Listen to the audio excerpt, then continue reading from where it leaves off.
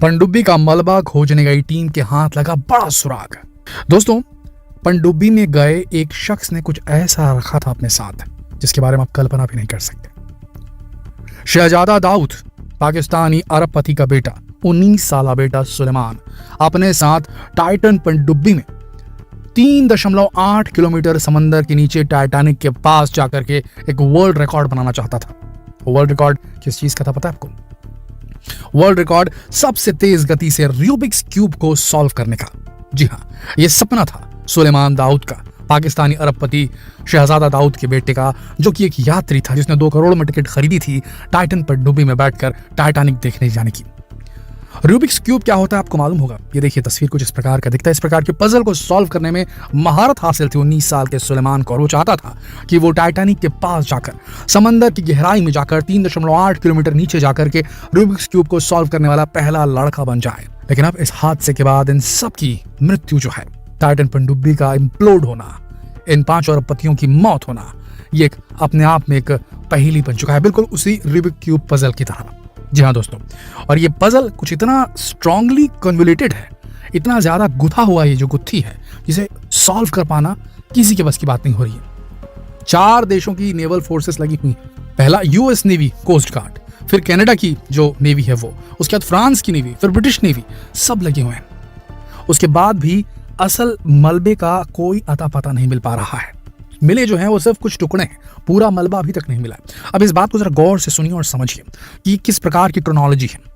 देखिए, सबसे पहली बात, ये जो पनडुब्बी थी, जब इसे उतारा गया था टाइटैनिक के पास 8 घंटे की डाइव के लिए, जिसमें 2 घंटे जाने में लगते, 2 घंटे आने में लगते और 4 घंटे मलबा देखने का जो प्रोसीजर था ओशन गेट कंपनी का, वो चलता वहां पर टाइटैनिक का। 1.5 घंटे से 2 घंटे के बीच, कोई बोलता है 1 घंटे 45 मिनट, कोई बोलता है 1.5 घंटे, कोई बोलता है 2 घंटे, पानी में डूबने के 1.5 घंटे से 2 घंटे के बीच में टाइटन पनडुब्बी का संपर्क टूट जाता है। ये बात क्लियर है, सभी ये मान रहे हैं, ठीक है।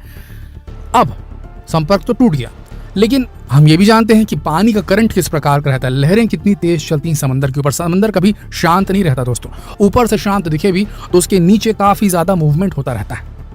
आप पहिया देखते हैं, पहिया, चक्का, जो अगर साइकिल का एक पहिया अगर हम समझें तो साइकिल के पहिए का जो बीच वाला पार्ट रहता है वो उसको कम घुमाने से बाहर की तरफ, उसके सरकमफ्रेंस में, टायर की तरफ ज्यादा मूवमेंट होती है, आपको मालूम होगा। ठीक उसी तरीके से समंदर के अंदर जो सतहों पर मूवमेंट होती है उससे कहीं ज्यादा बल वाली मूवमेंट नीचे सतह पर होती है, तलहटी में होती है समंदर के। ऐसी स्थिति में अगर कोई भी चीज गिरे तो उसका ऊपर से, अगर कोई चीज गिरे तो उसका सीधी वर्टिकली नीचे जाना बहुत मुश्किल है, अनटिल अनलेस वो बहुत ज्यादा भारी हो। जबकि टाइटन पनडुब्बी इतनी भारी नहीं थी, और खासकर जब वो इम्प्लोड हो जाए, फूट जाए, चिपक जाए, पिचक जाए, तो अब तो उतनी भारी बिल्कुल ही नहीं रहेगी। तो ऐसी स्थिति में जरा सोच कर देखिए, 1.5 घंटे से 2 घंटे के बीच संपर्क टूट जाता है। उसके बाद वो मलबा जो है, अब वो डिस्टेंस तो बहुत ज्यादा होगा, 1.5 घंटे से 2 घंटे में उस सबमरीन कितनी स्पीड से नीचे जाएगी, उतनी स्पीड से नीचे नहीं जा सकती। टाइमिंग ये बताई गई है कि 2 घंटे लगते हैं ऊपर से नीचे आने में, और क्या बोलना चाहिए, वापस 4 घंटे वहां घुमाने में और 2 घंटे ऊपर आने में लगते हैं, ये उन्होंने बताया। लेकिन वो पूरी तरीके से नीचे तो उतरी नहीं थी, 1.5 घंटे के अंदर उसका जो कॉल था, जो उसका कॉन्टैक्ट था, वो टूट चुका था। ऐसी स्थिति में एग्जैक्ट जब लहरें इतनी तेज चलती हैं नीचे तलहटी में, उस स्थिति में अगर इम्प्लोजन हुआ भी तो टुकड़े सीधा टाइटैनिक के करीब 1600 फीट दूर कैसे गिर पाए। अगर वो ऊंचाई पर फूटा था, टाइटैनिक की सतह तक नहीं पहुंच पाई थी वो पनडुब्बी, और ऊपर ही हवा में, मतलब पानी की ऊंचाई में ही वो अगर इम्प्लोड हुई, तो उसके जो टुकड़े थे वो एग्जैक्ट सेम नीचे कैसे गिरे, जबकि वो टुकड़े बहुत छोटे हैं, उनमें कोई वजन नहीं है। ये बड़ी बात है दोस्तों। तो क्या हम ये सोचें कि जब संपर्क टूट गया था और पनडुब्बी के अंदर बैठे लोगों को ये मालूम था, स्टॉकटन रश को ये मालूम था, जो कि ओशन गेट के सीईओ हैं, टाइटन पनडुब्बी डिजाइन करने में जो जिनका इन्वॉल्वमेंट था, जो इस पूरी ट्रिप को मैनेज कर रहे थे, जब उन्हें मालूम था कि संपर्क टूट चुका है, तो वो आगे क्यों बढ़े, ये एक बड़ा सवाल होता है। लेकिन वो, अगर उनका जो शिप जो था पनडुब्बी, अगर वो फूटी और वो ऊंचाई पे फूटी, तो उसके बाद वो डायरेक्टली टाइटैनिक के पास तक कैसे गिर सकता है मलबा? आप जरा सोच के देखिए इस बात को, कैसे पॉसिबल है ये? या तो स्टॉकटन रश ने बहुत बड़ा रिस्क लिया, कांटेक्ट टूटने के बाद भी वो आगे बढ़ते रहे और उसके बाद वो पिचक गई उनकी जो पनडुब्बी थी, या तो फिर सीधी सी ऐसी बात हुई कि वो पनडुब्बी सीधे पिचक गई, किसी को कुछ मूवमेंट करने का, डिसीजन लेने का कोई मौका नहीं मिला, और वहां से भी वो सीधे तैरते हुए नीचे तक पहुंच गई। बड़ी बात है दोस्तों, ये बड़ी बात है। तो यहाँ पर एक बहुत बड़ा लूप होल है, जिसे समझना बहुत जरूरी है। अभी क्या हो रहा है, जो ओडिसियस 6 के रोवर ROV, यानी कि रिमोट ऑपरेटेड व्हीकल, जो कि अमेरिकी कंपनी ने बनाया हुआ ओडिसियस 6 के, इसने हजारों किलोमीटर के एरिया को टाइटैनिक के इर्द गिर्द खोजा, तब जाके मलबे के कुछ अंश मिले। पूरा मलबा अभी तक नहीं मिला, शव अभी तक नहीं मिले। मिलना मुश्किल भी है, लेकिन जो छोटे टुकड़े मिले हैं उसमें कार्बन फाइबर के अंश नजर आ रहे हैं, टाइटेनियम के अंश नजर आ रहे हैं, जो बताते हैं कि ये टाइटन पनडुब्बी का ही हिस्सा है, क्योंकि टेल कोन मिल चुकी है, बाकी का हिस्सा अभी तक नहीं मिला है।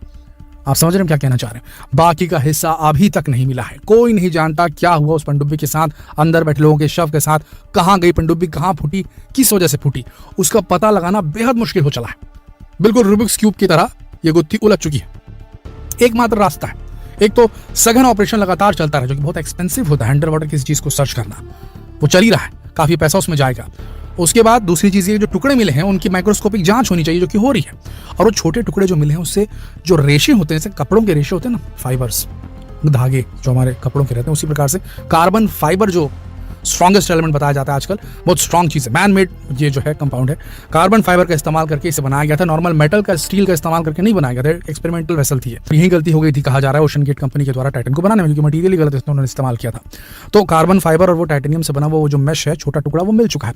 अब उसके फाइबर्स के डायरेक्शन को देखकर ये पता लगाया जा सकता है कि क्या कार्बन फाइबर के डायरेक्शन में कोई डिफेक्ट है। अगर डिफेक्ट होता तभी वो उसमें डायरेक्शन में आपको फर्क महसूस होगा, जो टुकड़ों में चेक किया जाएगा तब, और उससे पता चल जाएगा यहाँ से फटा था, यानी कि जो पनडुब्बी थी वो यहाँ से पिच की थी, और उससे फिर डिड्यूस किया जा सकता है यहाँ गलती किसकी थी। अगर टेस्टिंग कम करके, टेस्टिंग सही तरीके से ना करते हुए टिकट बेच करके जो पनडुब्बी है उसमें यात्रियों को बुला लिया गया, तो ये बहुत बड़ी गलती है और इसके ऊपर केस होगा ओशन गेट कंपनी के ऊपर में, कि उन्होंने लापरवाही बरती, उन्होंने एक्सपेरिमेंटल व्हीकल में लोगों को टिकट बेचकर कैसे यात्रा करा दी, इस पर एक्शन होगा, कोई ना कोई गुनाहगार तो तय किया जाएगा। और इसीलिए ये जो ये पूरा इन्वेस्टिगेशन है जो 4 देश मिलकर कर रहे हैं, वो जो है कंटिन्यू किया जा रहा है, ताकि आगे जाके ऐसी कोई गलती ना करे, कोई कंपनी इस तरीके से लोगों को अट्रैक्ट करके वो लोग को ऐसे जान में उनकी जो है जोखिम में न डाले। इसलिए लगातार ये किया जा रहा है इन्वेस्टिगेशन। सबसे बड़ी बात ये दोस्तों, इन्होंने न सिर्फ मटीरियल में चेंज किया था, बल्कि पूरा डिजाइन ही इनका अलग था। जेम्स कैमरून, जिन्होंने 33 बार टाइटैनिक फिल्म बनाने से पहले डाइव मारा था एक स्पेशल पनडुब्बी के माध्यम से टाइटैनिक के मलबे को देखने के लिए, उन्होंने ये कहा कि मेरी जो समझ है उस हिसाब से ओशन गेट वालों ने बहुत बड़ी गलती की है। सबसे बड़ी चीज, किसी भी पनडुब्बी में उसका आकार भले ट्यूब लाइक रहता है, लेकिन लोग जहां बैठते हैं वो एरिया जो रहता है वो स्फेरिकल रहता है। छोटी पनडुब्बियों की हम बात कर रहे हैं, सेना की पनडुब्बियों की बात नहीं कर रहे हैं, स्फेरिकल रहता है, यानी कि स्फीयर, गोल, ताकि प्रेशर का कम से कम जो है वहां पर दबाव पड़े।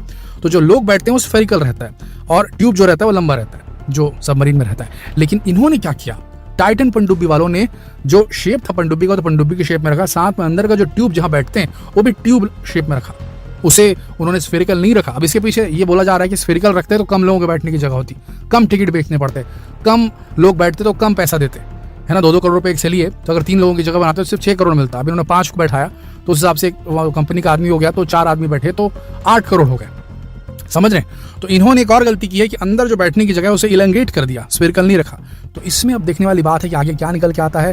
क्या ये जो जांच एजेंसियां हैं जो कि टाइटैनिक की मलबे के आसपास 3.8 किलोमीटर नीचे समंदर के जो खोज कर रही हैं, उन्हें कुछ मिल पाएगा भी कि नहीं मिल पाएगा, उन्हें टाइटन शिप का बड़ा पार्ट मलबे का मिल पाएगा कि नहीं मिल पाएगा, क्योंकि अभी तक तो सिर्फ ऊपर की कतरा नहीं मिली है, कुछ भी नहीं मिला अभी तक असल में देखा जाए तो। जो एक्सपर्ट्स वो कह रहे हैं कि अब वहां उनके बचे रहने की कोई आशंका नहीं, लेकिन हो सकता है कि वो जिंदा हो, बहुत मुश्किल है ऐसा हो पाना। लेकिन अभी तक न लाशें मिली हैं, ना अभी तक को पूरी की पूरी पनडुब्बी मिली है।